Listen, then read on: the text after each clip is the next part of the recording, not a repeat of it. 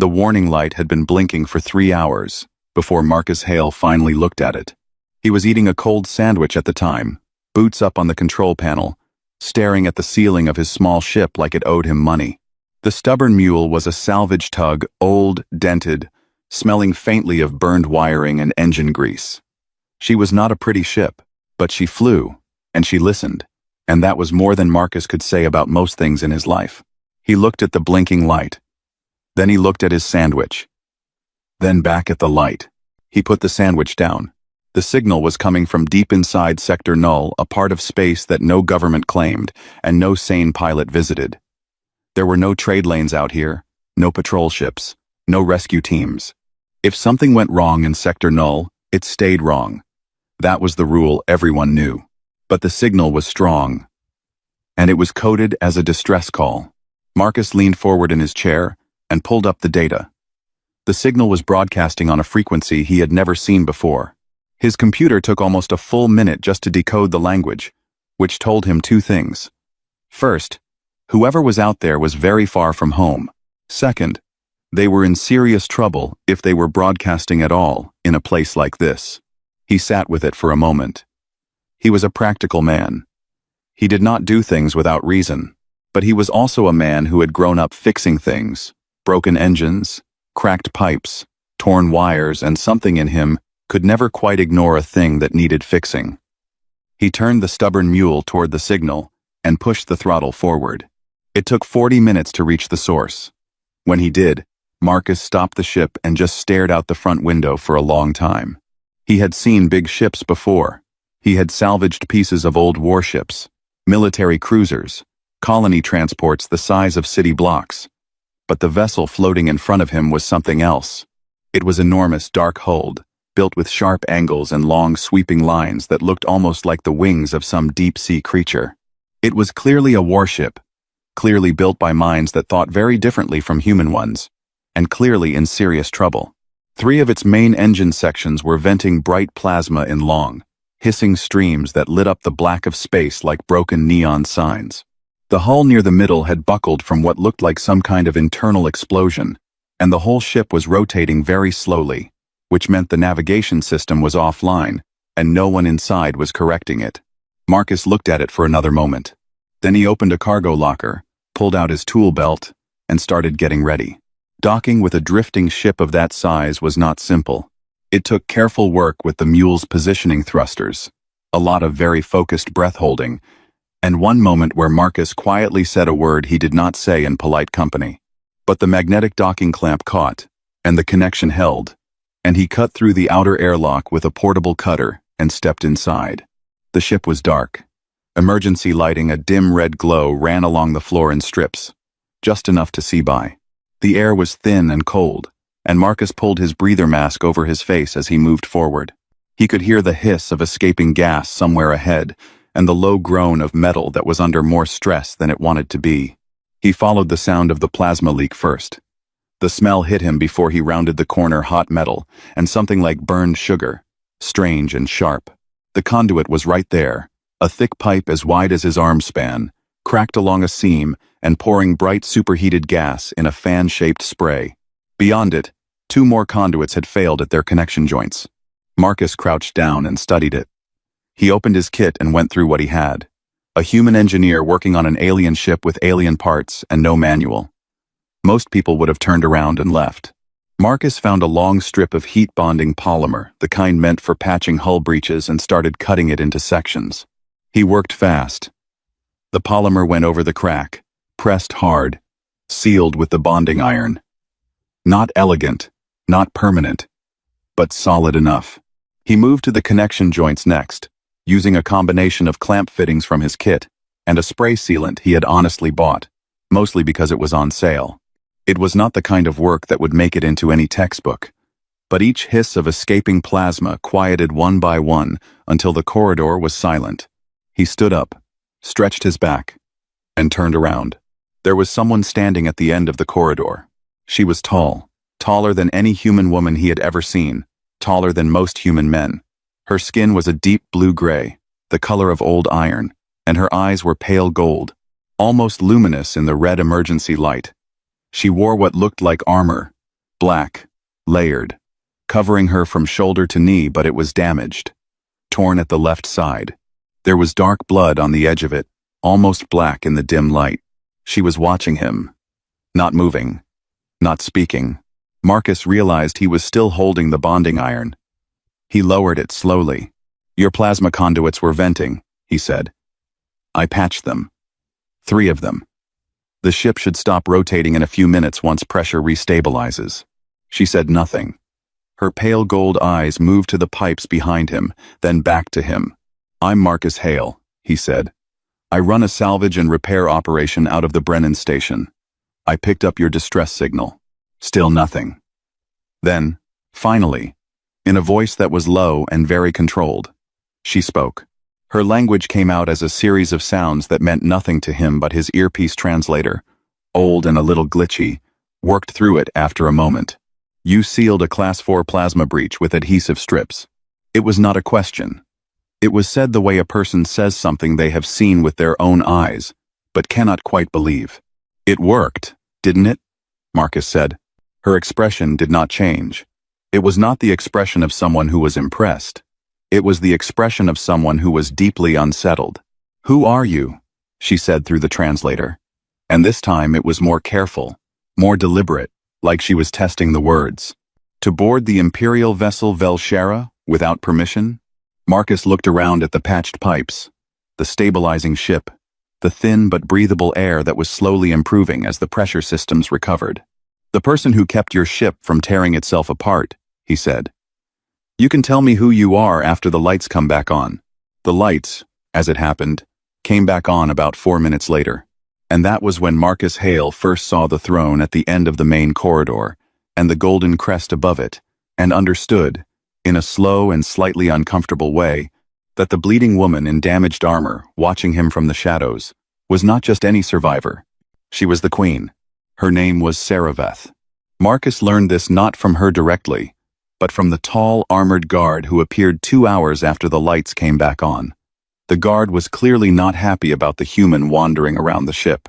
He made this clear with his posture, his expression, and the very large weapon he was carrying, which he kept pointed just slightly in Marcus's direction, not quite at him, but close enough to make a point. He escorted Marcus to a large room near the center of the ship. The room was not a meeting room or a waiting area. It was a throne room. Marcus had never been in a throne room before, and he found the whole thing somewhat excessive, given that the ship had nearly blown up an hour ago. But he kept that thought to himself. Queen Saraveth was already seated when he arrived. She had changed out of the damaged armor into something cleaner. Long dark robes, with a high collar, a thin band of black metal across her forehead that he guessed was a crown of some kind. The wound on her side had been dressed. She sat very straight and very still, and her gold eyes followed him all the way across the room. Around her stood 6 members of her court advisors or nobles of some kind. Marcus guessed all of them in various states of recovery. Some were pale. One was leaning on a staff. All of them were staring at Marcus with an expression that fell somewhere between confusion and disgust. He stopped a few feet from the throne. He did not bow. It was not that he was trying to be disrespectful. It simply did not occur to him. "You are the one called Marcus Hale," Saraveth said through the translator. Her voice was flat and formal. "That's right," he said. "You are human. Also right." One of the advisors made a small sound, something between a cough and a groan, at his casual tone. Saraveth did not react. "You boarded an Imperial vessel without clearance," she said. "You touched systems belonging to the Crown without authorization. You used," she paused, "just slightly non-standard materials on Class 4 infrastructure." "Non-standard materials that held," Marcus said. "If you want, I can leave and unpatch them." There was a very long silence. 2 of the advisors exchanged looks that said quite clearly they could not believe what they were hearing. Saraveth looked at him for a moment. Then she turned to an advisor and spoke in her own language. The advisor moved to a small console and returned with something, a flat panel with numbers on it. "This is what you are owed for the repair work," Saraveth said. Marcus looked at the number. It was generous. More than generous, honestly.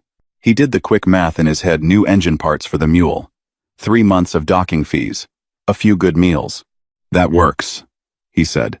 Saraveth's chin lifted slightly. I will double it. Marcus blinked. What for? Because I am a queen, she said simply, and I do not pay minimum price for anything. Marcus considered this for about 2 seconds. All right, he said. I won't argue with that. He was about to ask the advisor about the payment transfer when Saraveth spoke again. Her voice had changed slightly, still controlled, but with something underneath it that was harder to name. How did you know what to do? Marcus paused. What do you mean? The conduits. The seals. You came aboard a vessel you had never seen, built by a civilization you have clearly never encountered, using tools from your own small ship. Her gold eyes were steady on him. How did you know what to do? He thought about it honestly for a moment. I didn't know exactly, he said. I know how plasma conduits work in general. The physics doesn't change much species to species pressure, heat, flow. I could see where it was failing. The rest was just working with what I had.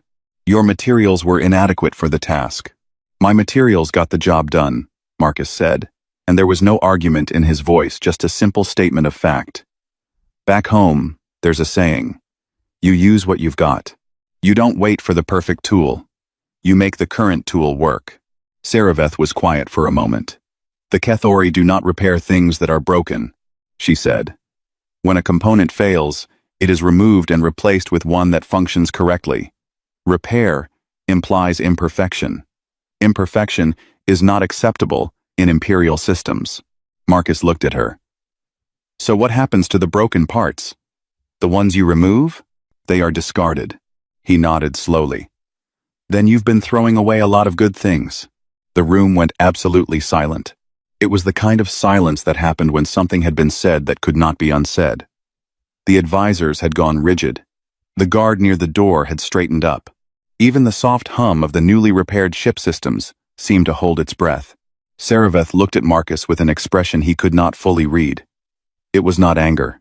It was something more complicated, like a person who had been told something obvious that had somehow never occurred to them before, and did not yet know how to feel about it. She raised one hand. The advisors, the guards, the entire court moved to leave the room, in complete silence.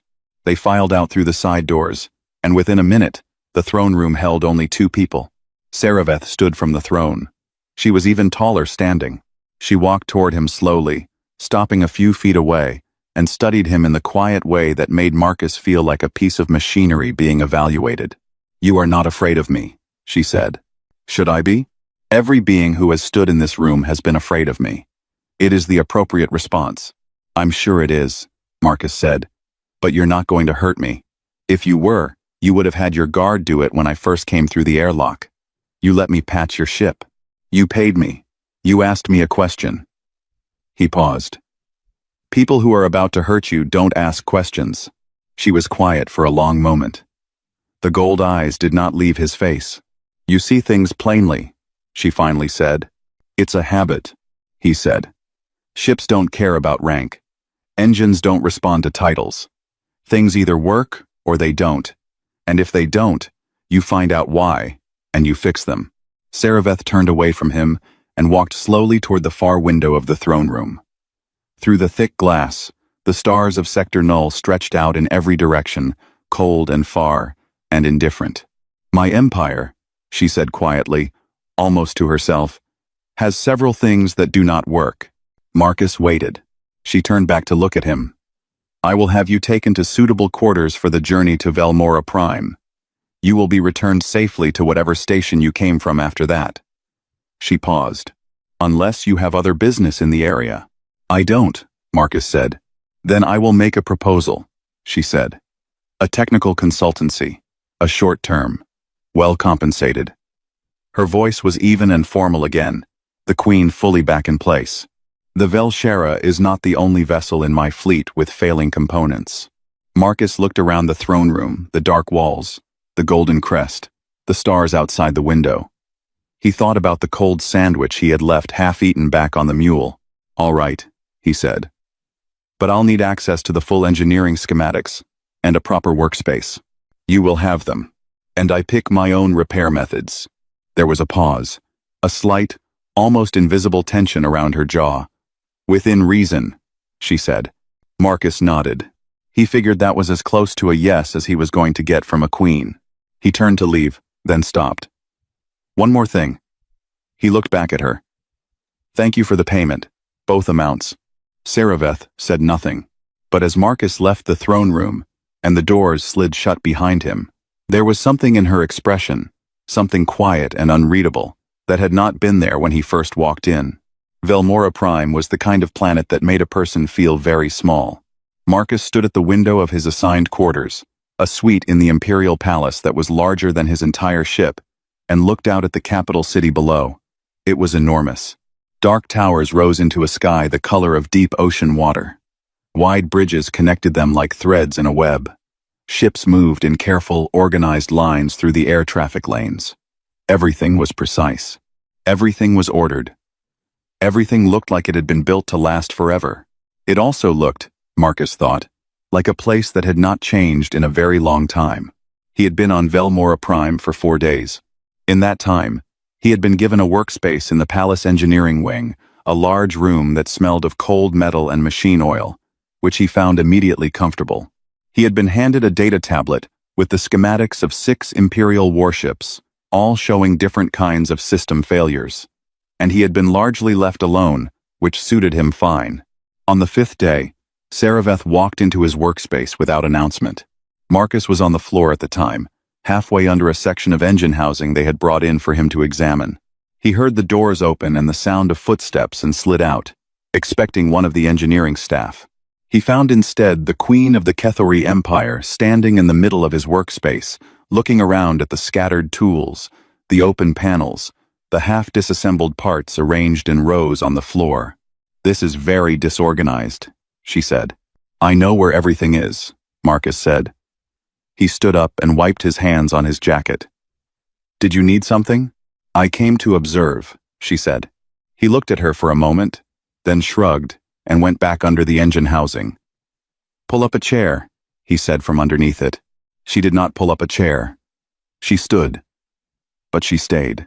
Over the next hour, she watched him work, and occasionally, she asked questions, precise, technical questions, that told him she understood more about engineering than she let on in public.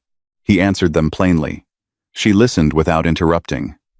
It was, Marcus thought, a surprisingly comfortable way to spend an afternoon. Over the following week, she came back every day. They argued often. She believed in replacement over repair. It was deep in the Kethori way of thinking, deep as bone. He believed in understanding why something had failed before deciding what to do about it. She found his methods slow. He found her methods wasteful. They went back and forth with the particular energy of 2 people who are used to being right and are surprised to find the other one capable of keeping up.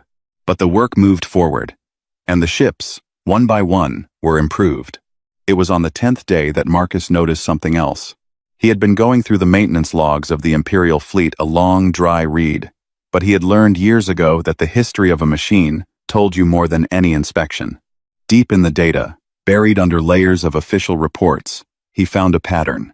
Supply runs to 3 vassal systems. Harith, Vorkaya, and the Delmi cluster had been logged as completed for the past 11 years. But when he cross-referenced the actual delivery records, the numbers did not match. Resources had been allocated, marked as sent, but the records on the receiving end told a different story. The distribution network, the chain of relay stations and cargo ships that moved supplies between the core worlds and the outer systems was broken. Had been broken for years, not dramatically broken. Just quietly, slowly, consistently failing, like a pipe with a small leak that nobody noticed until the ceiling came down. He brought it to Saraveth that evening. She looked at the data for a long time without speaking. Then she called in 3 senior advisors and 2 Imperial logistics ministers, and they looked at it too. The room got very quiet. This cannot be correct, one of the ministers said. It is correct, Marcus said. I've checked it 3 times. The relay stations at points 7, 12, and 19 in the outer distribution chain have been operating at degraded capacity for over a decade. Cargo is being lost in transit. rerouted incorrectly, or sitting in holding patterns nobody is monitoring. The vassal worlds aren't getting what they were promised. The relay stations were serviced regularly, the minister said stiffly. They were reported as serviced, Marcus said. There's a difference. Another silence. Saraveth had not looked up from the data. Her face was very still. How long to fix it? She asked. The stations themselves? A few weeks each, if I have the right crew. But the bigger fix is the monitoring system. Right now there's no automatic flag when a delivery goes wrong. You need a system that catches failures in real time and routes them for immediate review. That's a software problem. Maybe 2 weeks to build something workable. One of the advisors leaned toward the Queen and spoke quietly in Kethori. Marcus's translator caught most of it. Something about the cost of admitting the network had been broken and what that would mean for the ministry responsible. The cost of not admitting it, Marcus said plainly, is 3 systems full of people who feel abandoned by their empire, which is probably why they're talking about leaving it. The advisor went very quiet. Saraveth looked up from the data. She looked at Marcus with the same careful, measuring expression he had come to recognize. Then she looked at her advisors. Give him whatever he needs, she said. What followed was 6 of the most intense weeks of Marcus's professional life. He put together a small crew, unlikely, mismatched, but functional. There was Tev, a Kethori engineer who had been passed over for promotion so many times he had stopped counting, and who turned out to be genuinely gifted once someone actually asked his opinion. There was Liss, an archivist who knew the Imperial data systems better than anyone and was quietly desperate for something useful to do with that knowledge. And there was a former outer system merchant named Grush, who was large, blunt, and knew every shipping lane, unofficial route, and broken relay point in the vassal territories, because he had been navigating around them for years. Marcus trusted people who knew things. They worked through the relay stations remotely first, pushing software patches and rerouting commands through the network. Then Marcus and Tev took a fast courier ship out to the 3 worst physical failures and fixed them on site. Old parts, new solutions, a lot of heat-bonding polymer.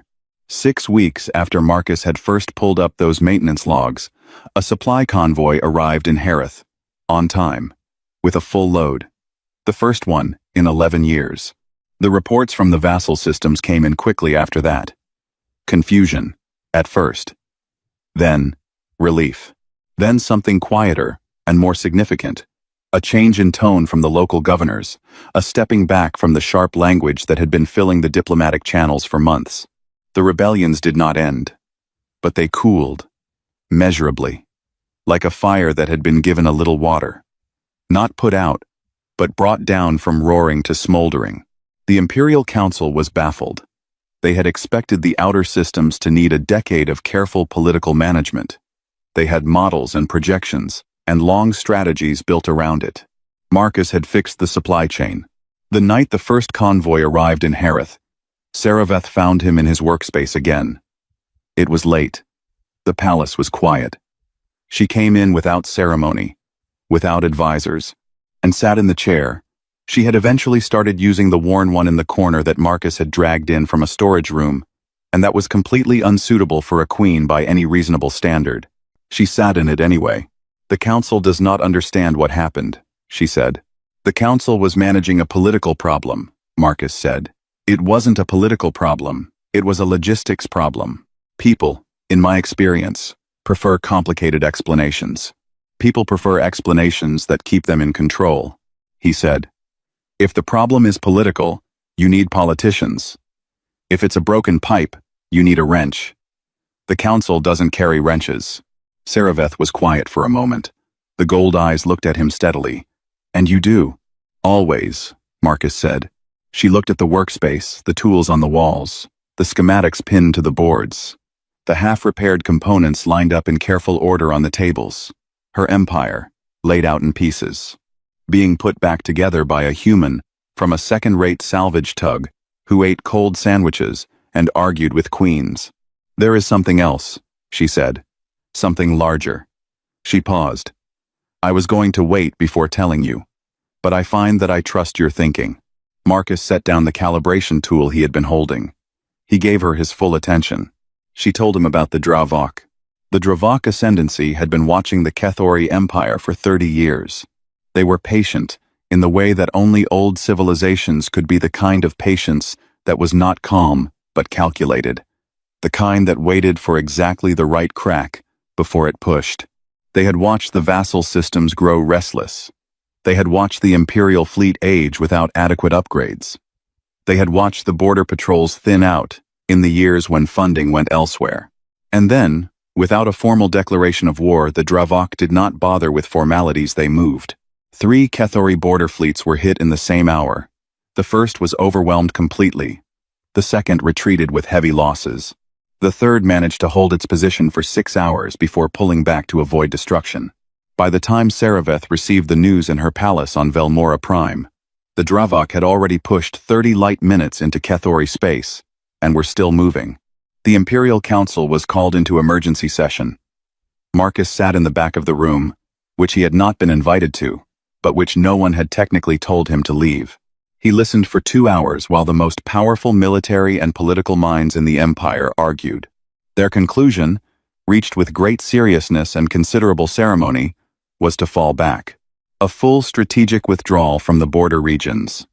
Let the Dravak advance into the outer territories. Begin a 100-year rebuilding plan.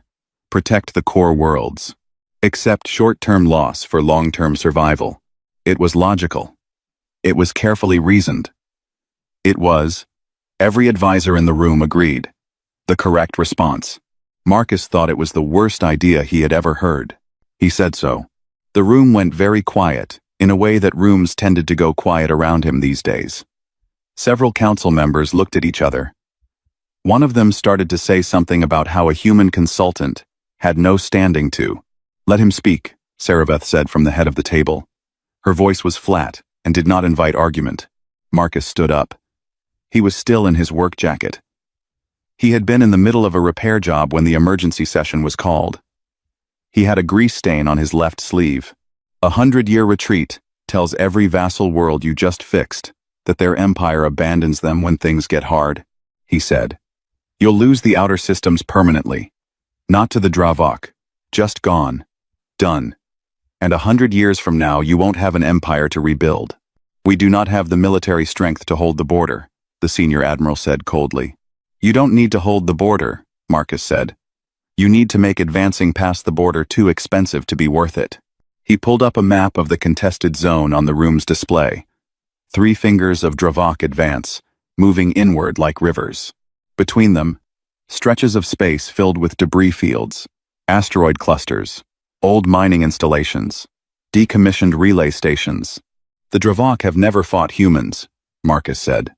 They have 30 years of data on Kethori military doctrine.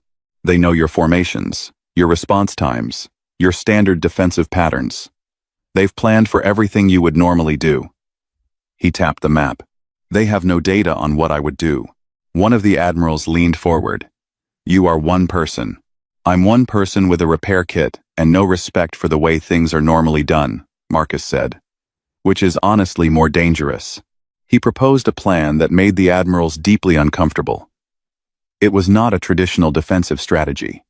It did not involve forming up fleet lines and engaging in organized combat. It involved using the 3 crippled warships that the Council had already marked for scrapping vessels nobody thought were worth saving as anchors for a defensive network stretched across the asteroid clusters between the Dravak advance columns. It involved turning the old mining installations into sensor ghosts, broadcasting signals that would look like a much larger defensive force than actually existed. It involved supply lines run through routes the Dravak would consider impassable, because every navigation chart in the known galaxy agreed they were impassable. The charts were wrong. Marcus had read the original survey data, and the charts were wrong by a significant margin, which meant there was a clean corridor through the Seavith cluster that nobody was using. And it involved doing all of this very quickly, with whatever was on hand, in ways that no military planner in the room would have considered acceptable under normal circumstances. There was a long silence after he finished. This plan, the senior admiral said carefully, relies heavily on improvisation. Yes, Marcus said. Imperial military doctrine does not permit improvisation. Imperial military doctrine, Marcus said, Also didn't account for a human salvage engineer, so I think we're already off the map. Saraveth authorized the plan. She gave him 3 warships, access to the mining installations, a fast logistics crew, and a direct communication line to the fleet commanders. She gave him these things over the strong objections of half her council, and she did it with the kind of authority that meant the objections stopped after that. Marcus went to work. The next 17 days were the most exhausting of his life. He slept in 4-hour stretches on a cot in the logistics center. He ate whatever someone handed him and drank too much coffee. The Kethori did not have coffee, but Tev had found something close that worked well enough. He redesigned the sensor network 3 times as new information came in about the Dravok advance. He argued with fleet commanders, charmed supply officers, and fixed a critical navigation system on one of the crippled warships personally while it was actively being prepared for deployment. The 3 old warships, which Marcus had quietly named the first, the second, and the third, because the Kethori naming system was too long to say, quickly were positioned at the narrow points between the asteroid clusters. What remained of their weapons systems were repaired. Their hulls were patched. They were not fighting ships in any conventional sense. But they did not need to be. They needed to be there. Visible. Holding a line. The Dravok advance hit the defensive network 4 days later. And it slowed. The sensor ghosts confused their targeting. The real warships in unexpected positions forced them to stop and reassess. The supply lines through the 7th cluster meant the defensive force did not run out of ammunition or power on the timeline the Dravok had planned for. Every time the Dravok adjusted, the response they got was not what their models predicted. Kethori forces did not behave the way Kethori forces were supposed to behave, because a human was telling them what to do. The advance stalled on day 11. On day 14, one of the Dravok advance columns pulled back to reorganize. On day 17, the overall advance stopped. It was not a victory. It was a breathing space. But breathing space was what the Empire had needed. Marcus was on the stubborn mule when the last Dravok column halted. He had taken her out to check a relay beacon that had gone quiet in the outer edge of the defensive line. The mule was not a warship. She had no weapons. She was a salvage tug with a magnetic docking clamp and a very stubborn engine. But she was fast, and she was small, and she moved through tight spaces that larger ships couldn't manage. He was on his way back when the proximity alert fired. A Dravok strike craft fast, single pilot, the kind used for precision hits, had come through the asteroid field on a route that should have been covered by a sensor post. The sensor post had failed. Marcus knew it had failed because he had been going out to fix it. The strike craft was not targeting him. It was targeting the troop transport 3,000 kilometers behind him, a Kethori ship carrying 2,000 soldiers toward the defensive line. There was a brief and very clear moment where Marcus understood exactly what was about to happen and exactly what his options were.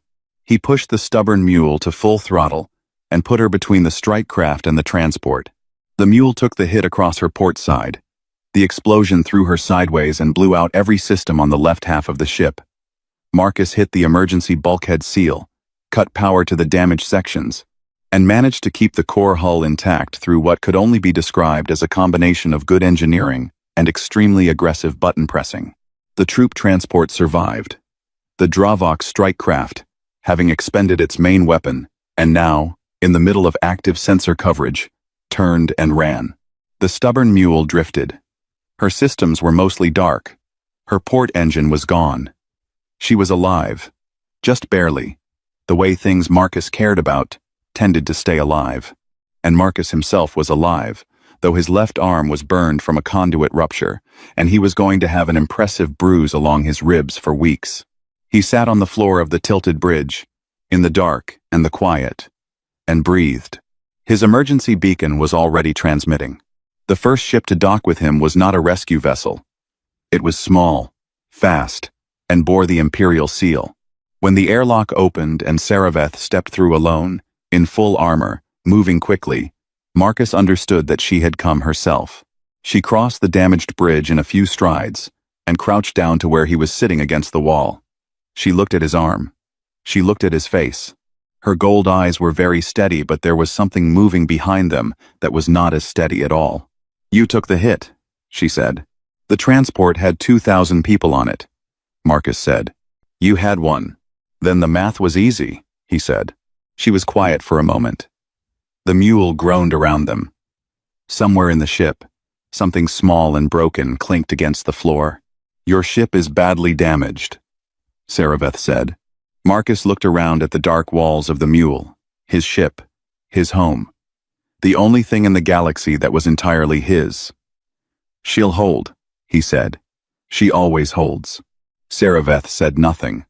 But she sat down on the floor of the tilted bridge beside him, the queen of the oldest empire in this part of the galaxy, sitting on the floor of a broken salvage tug in the middle of a war zone, and she stayed there while the rescue crews came, and the ships were secured, and the battle, for now, was done.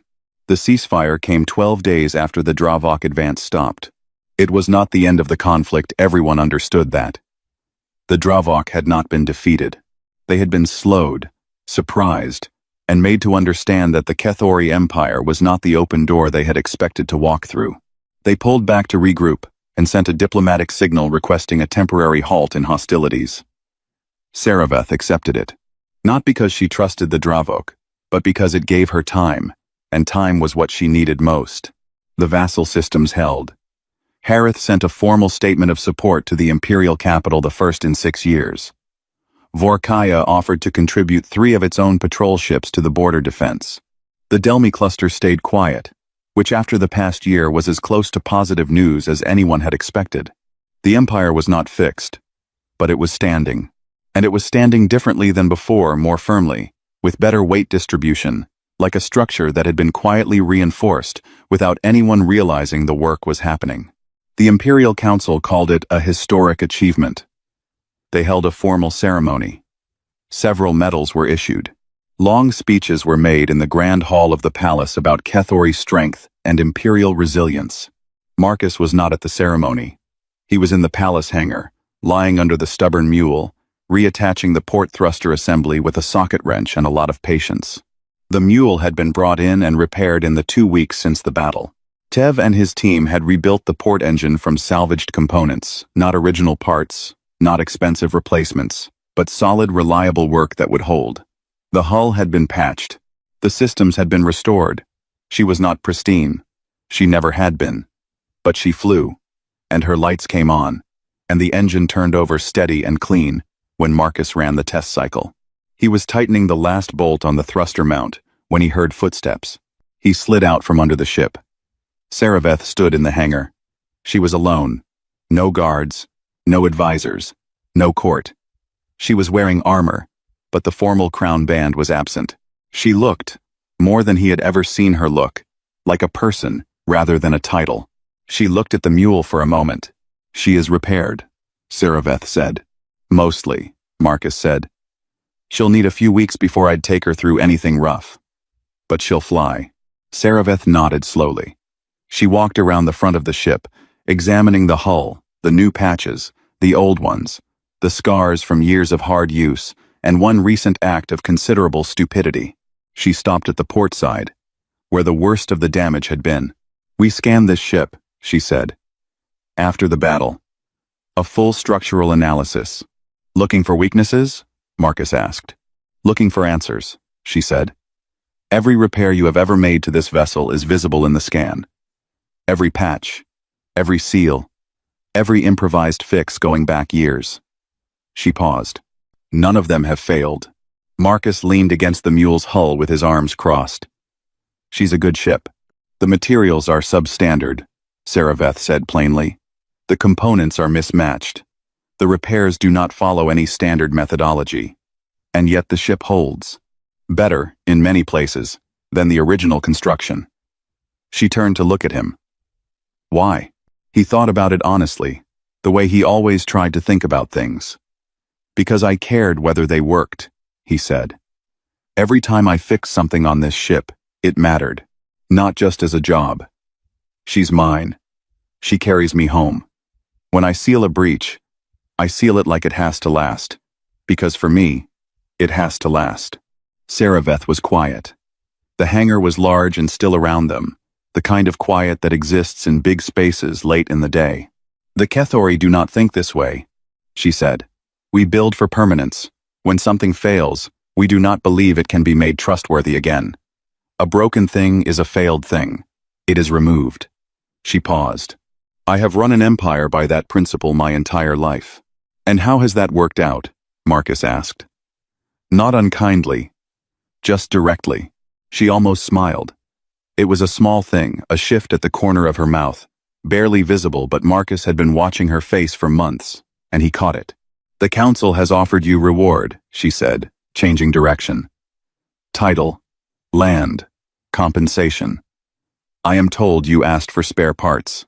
The mule needed them, Marcus said. You are a very strange person, she said, with something in her voice that was not quite an insult.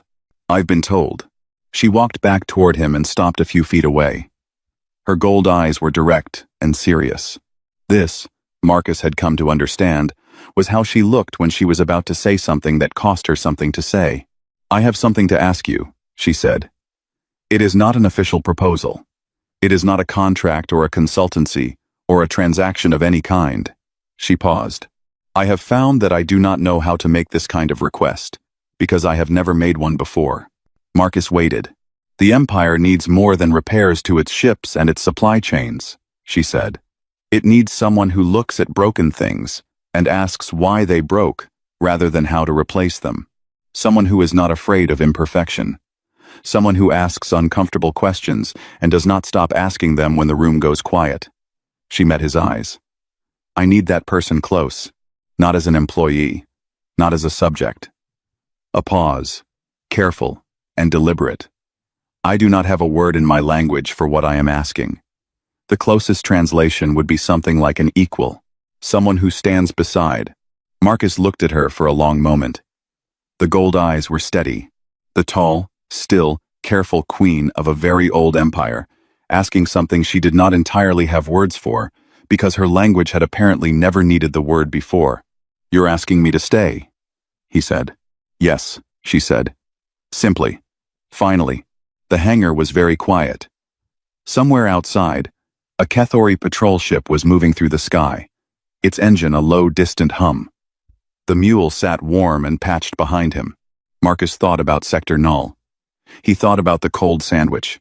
He thought about the blinking light he had been going to ignore, and the enormous broken ship in the dark, and a bleeding queen in damaged armor who had watched him patch a plasma conduit with a polymer strip and had never quite looked at things the same way since. I'm going to need a bigger workshop, he said. This time she did smile. It was a real one, not large, not dramatic, but genuine, and it changed her whole face in a way that the throne and the crown and the formal armor had always hidden. I will have one built, she said, and I'm keeping the mule in the hangar. I assumed as much, and I'm still going to tell you when I think you're wrong.